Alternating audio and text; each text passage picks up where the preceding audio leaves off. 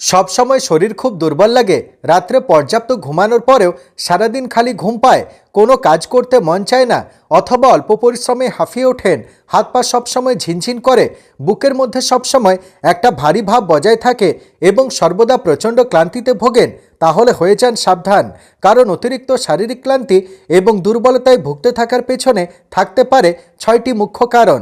শরীরে আয়রনের অভাব হতে পারে শারীরিক দুর্বলতার কারণ। আয়রনের অভাবে রক্তে হিমোগ্লোবিন লেভেল কমে যায় এবং ক্রনিক অ্যানিমিয়া বা রক্তশূন্যতা দেখা দেয়, যার ফলে সর্বদা শারীরিক ক্লান্তি বজায় থাকে।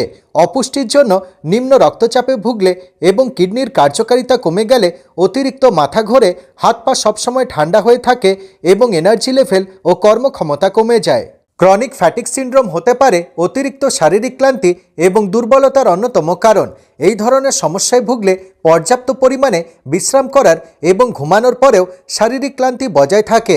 রক্তে ব্লাড সুগারের মাত্রা ঘন ঘন ওঠানামা করলে শারীরিক ক্লান্তিতে ভুগতে হয়। ডায়াবেটিসে ভোগার অন্যতম একটি লক্ষণ হল অত্যাধিক শারীরিক দুর্বলতা। শরীরে থাইরক্সিন হরমোনের ভারসাম্য নষ্ট হলে মেটাবলিক ডিসঅর্ডার সৃষ্টি হয়, যার ফলে শারীরিক ক্লান্তি এবং মানসিক অবসাদ দূর হতে চায় না।